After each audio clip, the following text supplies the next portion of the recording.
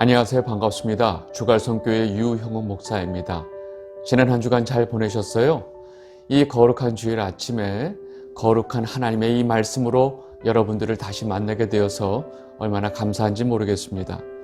오늘 예배와 말씀을 통해서 우리의 삶 속에서 절대로 피할 수 없는 이 세상의 권세들을 우리가 어떻게 이해하고 받아들여야 하는지 분명히 깨닫는 시간이 되시기를 바랍니다. 무엇보다 우리는 천국의 시민권이 있는 자들임을 다시 한번 깨닫고 우리를 천국의 시민으로 삼아주신 하나님 아버지께 감사와 영광을 돌리시는 여러분들이 되시기를 바랍니다. 오늘 우리에게 주시는 말씀 보겠습니다. 베드로전서 2장 13절 14절입니다. 인간의 모든 제도를 주를 위하여 순종하되 혹은 위에 있는 왕이나 혹은 그가 악행하는 자를 징벌하고 선행하는 자를 포상하기 위하여 보낸 총독에게 하라. 아멘. 2025년도 1월 넷째 주일인 오늘 한국은 내일서부터 목요일까지 구정명절 연휴가 시작이 됩니다. 많은 분들이 이 고향의 가족들을 보기 위해서 어제부터 귀성길에 올랐습니다. 그리고 긴 휴일을 이용해서 외국에 여행을 가는 분들도 많이 계십니다. 그러나 제 생각에는 대부분의 이 주갈성교회 성도분들은 조용히 집에서 명절을 보내시지 않을까 생각이 됩니다. 그러나 먼 여행길을 다녀오시는 분들은 안전하게 다녀오시고 또 멀리 여행을 가시는 분들도 안전한 여행이 되시기를 바랍니다. 무엇보다 특별히 명절이라고 해서 별다른 일 없이 조용히 집에서 시간을 보내고 계신 분들은 몸과 마음의 차분한 쉼의 시간이 되시기를 바랍니다. 그리고 제가 한 가지 광고 드릴 것은 이번 주 성경 가이드 요한계시록은 한 주 휴강을 하겠습니다. 모처럼 쉬시면서 요한계시록 진도를 놓치신 분들은 연휴 기간 동안 그 놓친 영상을 다 챙겨보시기를 바랍니다. 지금 우리가 보고 있는 이 베드로전서 2장부터는 베드로가 이 성도의 개인 생활에 대한 권면을 하고 있습니다. 성도인 우리가 거듭난 것은 썩지 아니할 하나님의 말씀으로 된 것이기 때문에 갓난아이가 젖을 사모하는 것처럼 성도인 우리는 하나님의 말씀을 사모해라 라고 권면합니다. 왜냐하면 그 신령한 젖인 하나님의 말씀이 우리를 구원에 이르도록 자라게 하기 때문입니다. 이어서 베드로는 우리도 산돌이신 예수님처럼 신령한 집으로 세워지도록 거룩한 제사장이 되라고 권면합니다. 신약시대에 살고 있는 성도는 예수 그리스도의 십자가 구속 사역으로 인해서 성도 자신이 제사장이 되었기 때문입니다. 예수님 스스로가 중보자가 되셨고 우리에게 하나님께 나아갈 수 있는 길이 되어 주셨기 때문에 우리는 예수 그리스도의 이름만으로 하나님 앞에 나아갈 수 있게 되었습니다. 그래서 우리는 택하신 족속이고 왕 같은 제사장이고 거룩한 나라이고 하나님의 소유된 백성들이 된 것입니다. 여기까지 권면을 한 베드로는 이어서 산 소망을 가진 성도가 이 세상에서 어떤 정체성을 가지고 사회 모든 영역에서 어떻게 구별된 삶을 살아야 하는지에 대해서 이 권면을 이어갑니다. 오늘 우리 베드로전서 2장 11절서부터 보도록 하겠습니다. 베드로전서 2장 11절입니다. 사랑하는 자들아 거류민과 나그네 같은 너희를 권하노니 영혼을 거슬러 싸우는 육체의 정욕을 제어하라. 아멘. 베드로는 제일 먼저 성도들을 표현하면서 거류민과 나그네 같은 너희를 권하노니 라고 말합니다. 성도인 우리는 이 땅에 살지만 이 땅에 속한 자가 아니기 때문에 언제나 성경에서 나그네의 비유가 됩니다. 나그네는 언제나 자신이 현재 있는 그곳에 마음을 두고 사는 자들이 아닙니다. 나그네는 언젠가 자신이 돌아가야 할 그 자신의 이 고향에 마음을 두고 살아가는 자들을 말합니다. 성도는 이 땅에 살지만 이 땅에 마음이 있는 것이 아니고 성도가 앞으로 가게 될 하나님의 나라, 천국인 이 본향을 마음에 두고 살기 때문에 언제나 성도를 나그네로 비유를 하는 것입니다. 성도인 우리는 이 세상이 아니고 천국의 시민권이 있는 자들입니다. 빌립보서 3장 19절에서 20절입니다. 그들의 마침은 멸망이요 그들의 신은 배요 그 영광은 그들의 부끄러움에 있고 땅의 일을 생각하는 자라. 그러나 우리의 시민권은 하늘에 있는지라 거기로부터 구원하는 자 곧 주 예수 그리스도를 기다리노니. 아멘. 멸망하는 자들은 언제나 이 땅의 생각뿐입니다. 언제나 자신들의 배를 채우기 위해서 살아가는 자들입니다. 그렇게 자신들의 배를 신으로 여기며 이 땅의 일만을 생각하며 사는 자들의 끝은 멸망입니다. 그러나 성도인 우리는 하늘의 시민권을 가지고 있고 우리를 구원하신 예수 그리스도를 기다리며 또 본향을 바라보며 사는 자들입니다. 저와 여러분들이 아주 젊었을 시절, 한 30년, 40년 전만 해도 그 당시에 이 명절의 여러 가지 모습은 지금과 너무나 많이 달랐기 때문에 그 3, 40년 전의 이 상황을 가지고 말씀을 드리겠습니다. 그때 우리가 명절이 되면 이 고향에 대한 그리움을 가지고 서울에 살고 있던 수많은 사람들이 기차를 타고 버스를 타고 또 차를 가지고 고향에 내려갑니다. 그런데 명절 때 고향에 내려갈 때 10시간은 기본입니다. 15시간, 심지어 20시간이 넘는 시간을 차를 운전해서 고향에 내려갑니다. 그런데 그 많은 사람들이 그 주차장 같았던 이 고속도로를 10시간 넘게 가면서도 누구 하나 불평하는 사람이 없었습니다. 고생을 고생으로 생각한 적도 없었습니다. 그런데 시간이 지나서 그 고향에 살던 부모님들이 다 돌아가시고 또 고향이라고 하는 그 지역에 먼 친척들 말고는 아무도 없을 때 이제 명절이 되면 그 고향에 더 이상 갈 이유가 없어집니다. 결국 우리가 명절 때마다 그 고생을 하며 차로 10시간 넘게 운전을 하며 갔던 그 고향은 바로 우리를 길러주신 부모님이 계셨기 때문에 고향이 되었던 것입니다. 그 지역이 고향이 아니고 부모님이 계신 곳이 바로 고향이 되었던 것입니다. 마찬가지로 성도인 우리는 우리에게 다시 생명을 주시고 우리를 가장 사랑하시는 하나님 아버지가 계신 곳, 바로 그 천국이 바로 우리의 진짜 고향이 되는 것입니다. 여러분 모두 우리의 진짜 고향, 본향이 어디인지 분명히 깨닫고 그 본향을 향해 가는 나그네의 삶을 살게 되시기를 바랍니다. 그렇게 나그네의 정체성을 강조하면서 베드로가 권면하는 것은 영혼을 거슬러 싸우는 육체의 정욕을 제어해라 라고 말하는 것입니다. 천국의 시민권이 있는 성도는 어디에 살든지 천국의 시민으로 살아야지 이 땅의 사람처럼 살면 안 된다라고 지금 베드로가 말하고 있습니다. 한국 사람은 세계 어느 곳에 가서 살든지 언제나 김치를 담그고 김치에 밥을 해 먹습니다. 그 나라에 살고 있는 모든 사람들이 전부 다 피자에 치즈에 빵을 먹지만 그 가운데 살고 있는 한국 사람들은 김치를 먹고 삽니다. 왜 그럴까요? 그 이유는 딱 하나입니다. 그들이 한국 사람들이기 때문입니다.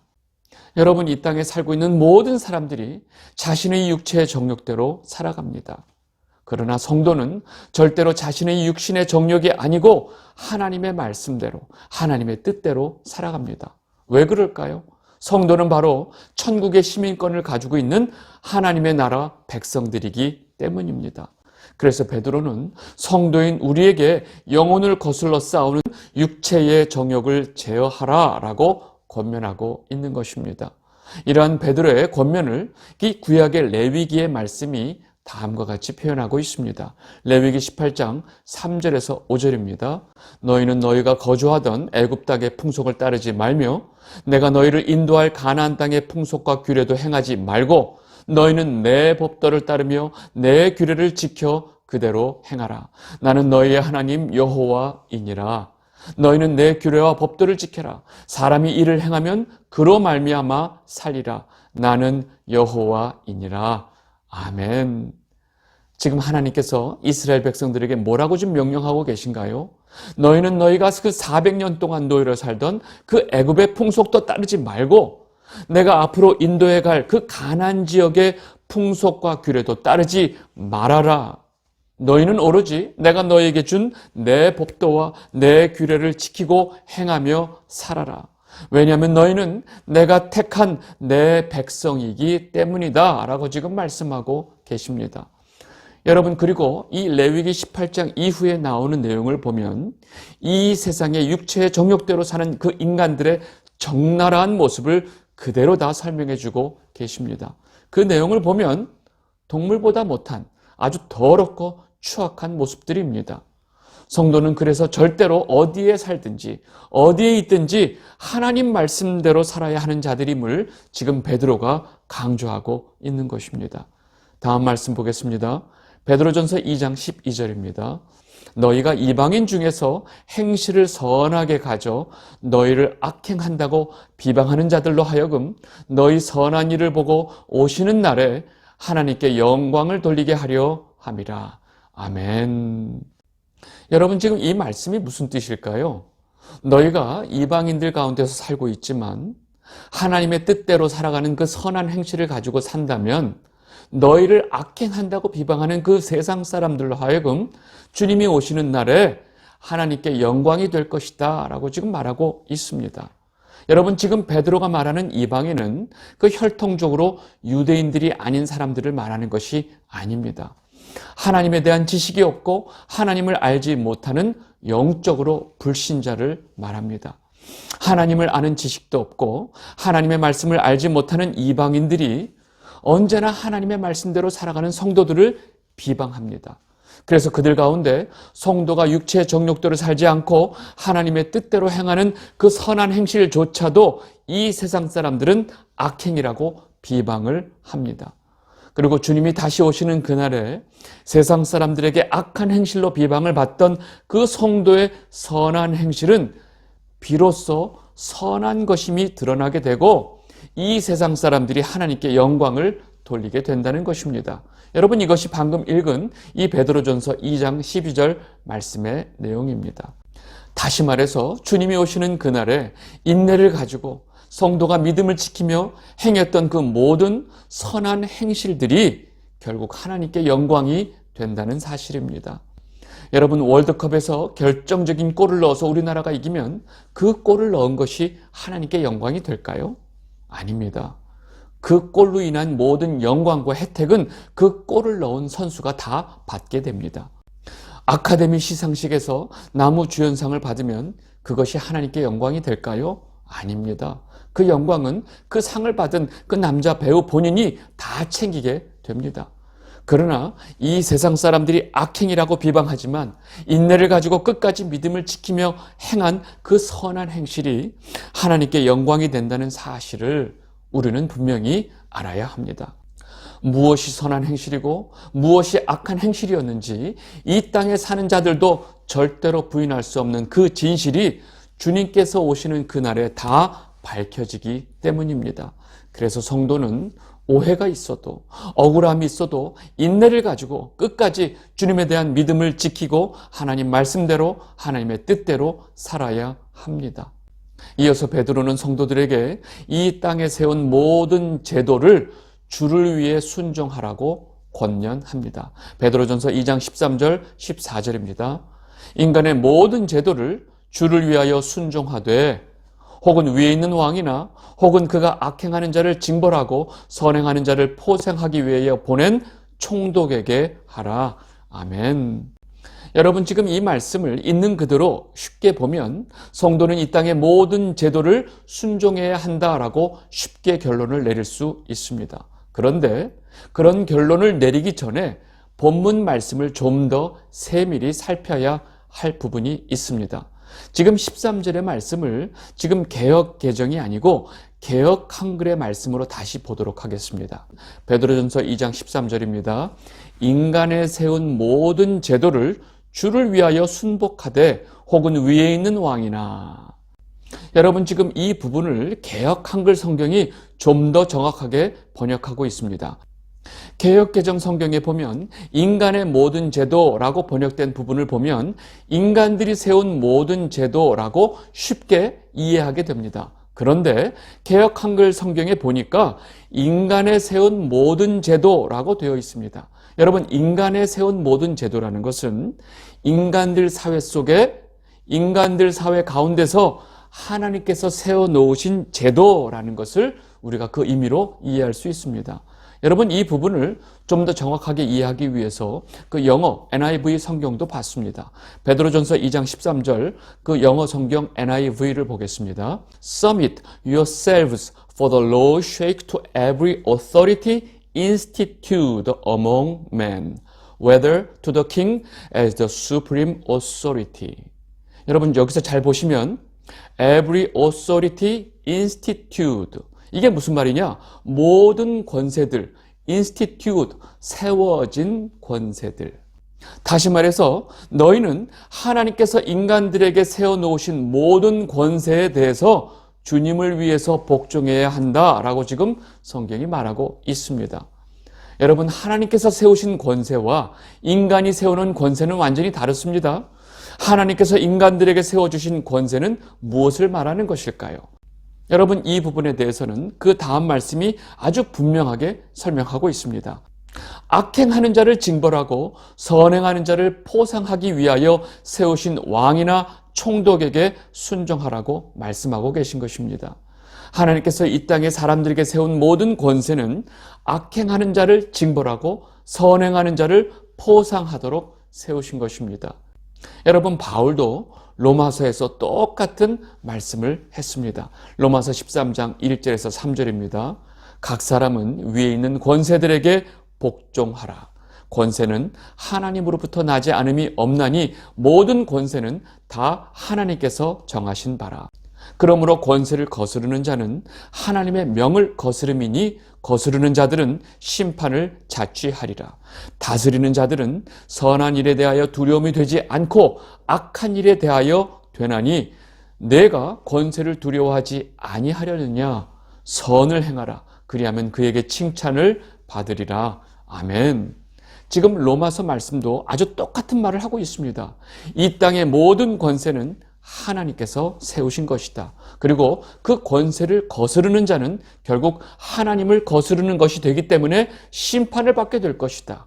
그런데 여기서 중요한 것은 하나님이 이 땅 가운데 세우신 그 권세는 선한 일을 행한 자들에게는 두려움이 되지 않고 오로지 악한 일을 행한 자들에게 두려움이 된다라고 지금 말하고 있습니다.